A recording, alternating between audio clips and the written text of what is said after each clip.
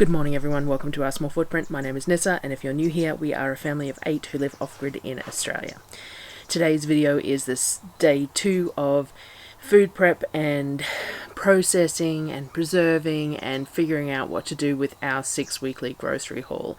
Now, I said in the previous video, but in case you haven't watched that one yet and you catch this one first, this month's grocery haul has been a little bit challenging because the fridge is not working. We still cannot get the fridge working. The freezer is running, but the fridge it's cooler than ambient temp, but it's not cold. I don't know what's going on, but at least it'll keep the carrots and apples and stuff chilled so long as we don't overload it.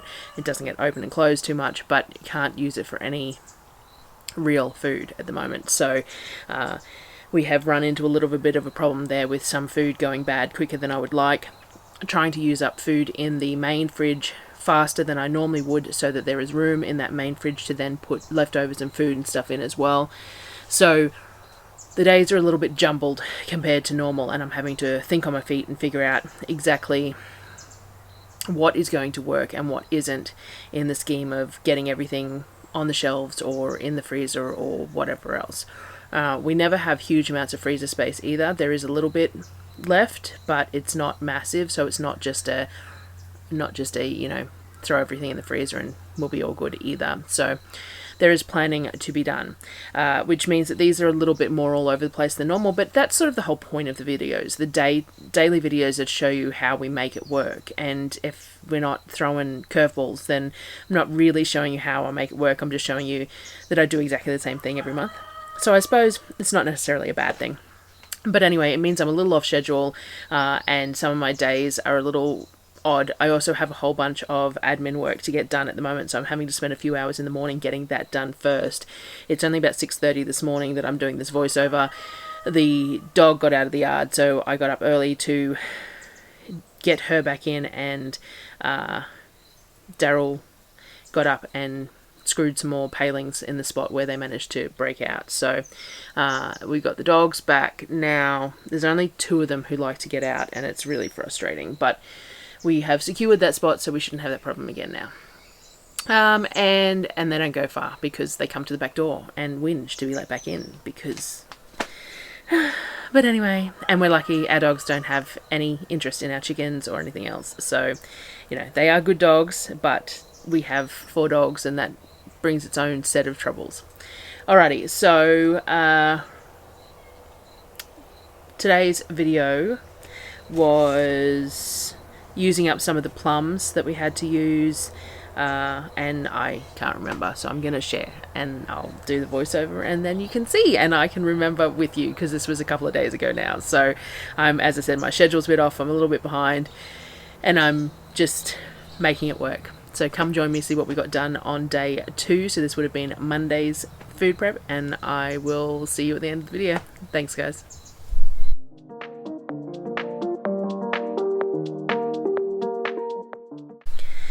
Alright, so as I said, we were getting some of the plums done. So we started the day off with the plums. Now the kids love plums and they just eat them and eat them and eat them until they're gone. And even a whole box of plums does not last very long. So it is Monday. I got home Friday evening and there's only maybe a quarter of a box of the plums left. So which is fine. They are bought for eating, and the fridges weren't working, so a lot of this stuff has to be eaten fairly quickly, and all that. But anyway. So what I did was I started off doing the plums, there was one specific thing I wanted to make. I've made plum barbecue sauce last year. I got I want to say 4 or 5 boxes of plums really cheap, so I made plum barbecue sauce and it was lovely, but we've been making all the apple butter barbecue, so I don't need to do that. Rather the kids eat them fresh than me make plum barbecue sauce just for the sake of it.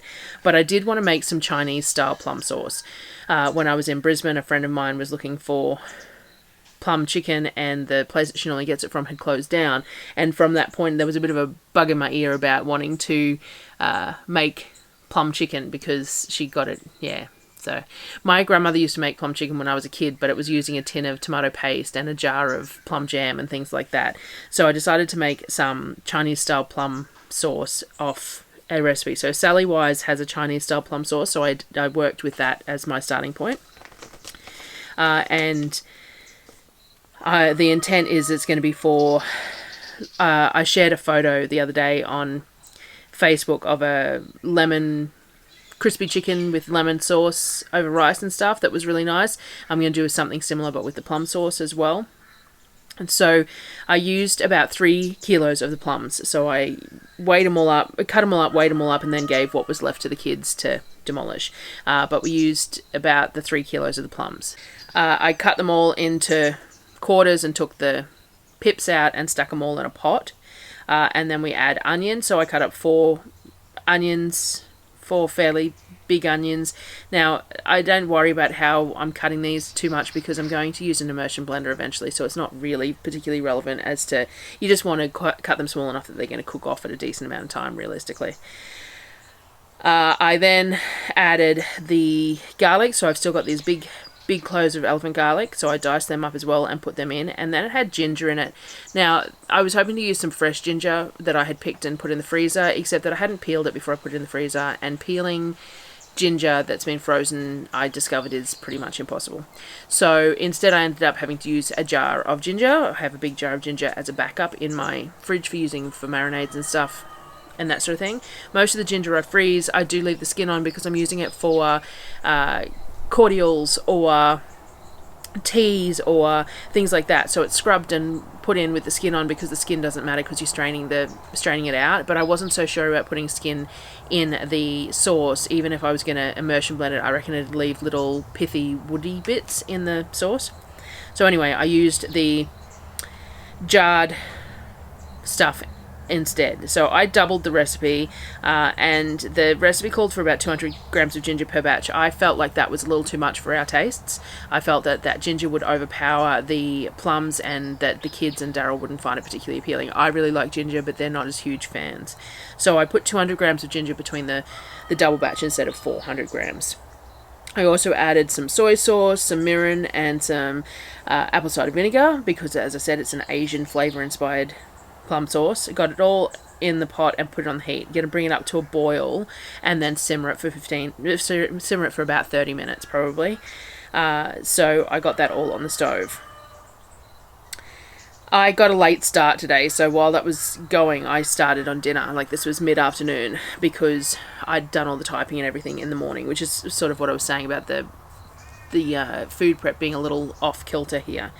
So I got dinner going while it was doing its first simmer. I did green chicken curry because that will use up some of the veggies that are in the fridge. I actually thought I had some broccoli to use, but Darryl had used them at breakfast time. I didn't get any footage of that. He'd just cooked up some of the marinated chicken with broccoli and potatoes and stuff again for breakfast, and he'd used all of that, which I didn't know, but that's fine. So I basically used a whole lot of zucchini and carrots, cut them all up nice and small, diced up the zucchini and julienned the carrots to put them in with the curry. The kids don't like the veggies too crunchy, so the smaller the pieces, the quicker it cooks, basically. I did peel the carrots, which isn't something you'd normally see me do, but because they were going to sit in the bowl for a little while, carrot skins is what goes black. If you let them sit for a while, it's the oxidization. So because I knew they were going to sit in that bowl for a little while, I peeled them before I cut them. So purely aesthetics for that. I'd cooked up some coconut rice, so I overfilled the pan a little bit because I was using the big pan for the sauce, and then I forgot, and anyway. So I use a can of coconut cream, probably about 3 cans of water, a bit of coconut sugar and jasmine rice, and then I do the whole liquid is 1 knuckle height over the rice. That's how I judge how much liquid to go in it, and then bring it to a boil and then down to a simmer with the lid on for about 15 minutes. After the 15 minutes, I take the lid off and I fluff it, as you're seeing here. Fluff the rice, put the lid back on it, and let it sit until I'm ready to eat it. After the plum sauce had been simmering for 30 odd minutes, I added the sugar and the molasses. So the recipe called for brown sugar. I couldn't be bothered making up brown sugar, so I just added raw sugar and molasses, which is basically what brown sugar is. I did decrease the sugar a little bit. I'm notorious for doing this, and I did feel like I could decrease it and then I could add a little bit more once I tasted it, whereas if I added it all, I can't remove it at the end. So I did decrease the sugar a little bit. I can't remember. I think I only used half the sugar, so I used 1 batch of sugar versus 2. I probably have it on a note somewhere, but I don't have the notes on me. So I did decrease the sugar just because I feel like we like things a little less sweet, and it's not going to impact this particular recipe. The plums were quite ripe and sweet too, so I didn't feel like they needed as much sugar. Then I brought it back up to a simmer until it was thick and the sugar was all dissolved. Basically, you just want to get it to a good consistency, make sure all your sugar is dissolved and things like that. It also has some ground star anise added, so I ground them up with my Tri-Best blender and added that to the pot as well. Just, I think it was 6 star anise, ground them up with the Tri-Best, put them in the pot. They were a little chunkier than they probably should have been, but I'm going to hit the sauce with the immersion blender anyway, so I wasn't overly concerned. I cut up all the chicken breasts for dinner while that was doing its next simmer. I try and get 2 to 3 meals per tray of chicken, depending on what we're eating it with. That really varies. Like with a curry with so many veggies, you need less chicken. With something where I'm like crumbing the chicken to eat the chicken and it's sort of the star of the meal, we use more chicken. So it just depends on what we're making as to how much chicken I can get away with. But I try and get at least 2 meals out of a tray, 3 if I can manage it, depending on the recipe. So I did about half the tray diced up because I wanted this for lunch tomorrow as well, and I had made heaps of rice, so I diced it all up. The other half of the tray got cut up and put in the freezer. It's vacuum sealed in the freezer for later on in the month. I would regularly cook this or leave it in the fridge to use or whatever else, but because we're trying to get rid of that fridge space, I'm going to freeze it. I don't like freezing raw chicken because I find it impacts my ability to quick decide on meals and things like that, but if I cut it up first, it makes it a little bit easier, and this month, as I said, it's just going to be a little bit all over the place. Once the plum sauce had reduced somewhat, I hit it with the immersion blender. So this isn't going to be a pour-over sauce or a dipping sauce or anything like that. This is going to be a marinade or a sauce over a dish, like a cooked, like heated up with a bit of stock and cornstarch to make a slurry and used as a glazing sauce over crispy chicken or something like that. It's not for like putting in a bowl and dipping things in. So I wasn't overly concerned about the texture. Sally Wise actually puts hers through a food mill or a sieve, and that I didn't feel that was necessary. I could have just put it through a metal colander, squished it through and kept any of the significantly large pieces, but I really wasn't concerned. So I just hit it with the immersion blender, got it nice and smooth as it could. There is a few little gritty bits in it, but as I said, it's going to be served with a meal, with rice and things like that. I'm not concerned about it. It's definitely not going to be that gelatinous, glossy liquid like you buy in the store. And the recipe has the option to add red food dye or beetroot powder in it to bring it up, the colour up, and I wasn't concerned about that either. It probably would look nicer. It's sort of a brown colour rather than a purpley red colour, but hey, it's for eating. Like, food has to look good, but it's still going to look good. It's just not going to be purple. So, you know. So I did it with the immersion blender, but once you've done the immersion blender, you need to then simmer it for another 5 or 10 minutes, because what you've done by using the immersion blender is you've introduced air to that liquid. So if you were to can it straight away, you would have air in that liquid, which would screw with your headspace. You'd get frothing and separation, things like that. So once you've hit something with an immersion blender, you need to let it simmer for another 5 to 10 minutes to let all that air disperse before you try canning it into jars. If you're putting it in the fridge, it's a little bit less of an issue, though you still might get a bit of a head of a froth, and you don't really want that. It's easier just to cook it for another 5 minutes. Like, it's pretty simple. So it was getting quite dark, and I was running late, as I said, so I didn't get much footage of dinner cooking, and it doesn't look like I got any of it being served. I cooked the curry paste off in a bit of oil. I buy curry paste at the moment, a Valcom brand green chicken curry paste. It's one of my favourites. It was on special, so I bought half a dozen jars. I use 1 jar for our entire meal, which is sort of 2 meals, with 2 tins of coconut cream to 1 jar of curry paste. So I cook the curry paste off, add the coconut cream, add the chicken, then add the rest of the coconut cream, fish sauce, pinch of sugar, all the veggies, cook down until all the veggies are the right consistency, and serve it over coconut rice. It's very basic. It's a jar sauce. It's one of the very few things that I make straight from a jar. I did look at making my own green curry paste, but the ingredients that would be required, and I'm really glad I didn't do it this month, the ingredients that would be required would be quite an investment initially, and that's fine. It would make a whole lot of meals worth. But I'm glad I didn't this month because of the lack of fridge and the fact that I have so much going on. But I am going to try and plant some lemongrass and things like that in my garden eventually so that I can make it from my own. But the garden is just depressing me at the moment, so I'm, just ignoring that for now. Because it got so late, I ended up putting the sauce in the fridge. I'll heat it tomorrow, back up to a simmer, and then I'll can it.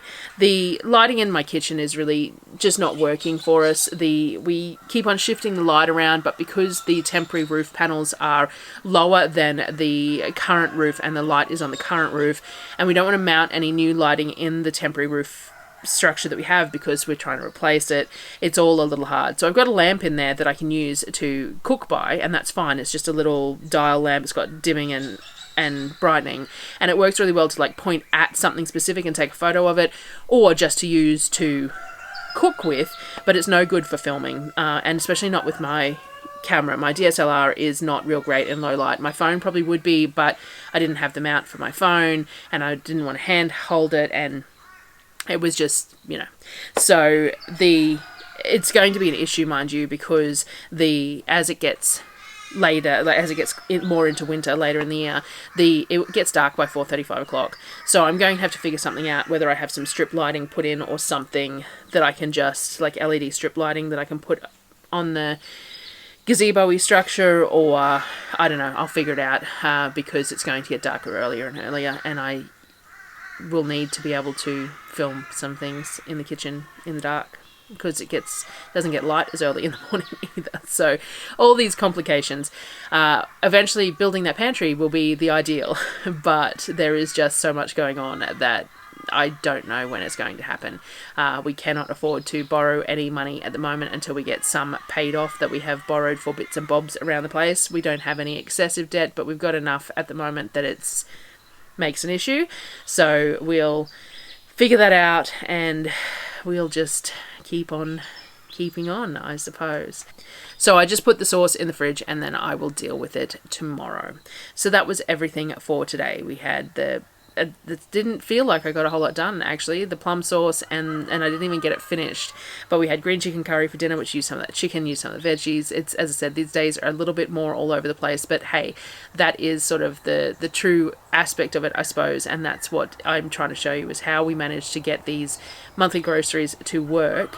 I have to go through and check all the dates on all the meat that's left in the fridge and get that sorted as well to make sure that we are using it in the appropriate timelines, because we're having issues with it all. So, you know, but I'm sharing it because that's the whole point. Anyway, I am going to go in and drink my coffee. Darryl made a coffee for me while I was out here doing this. So I'm going to go in and drink my coffee, get this uploaded, and I will see you on the next video. Thanks for joining me again, guys.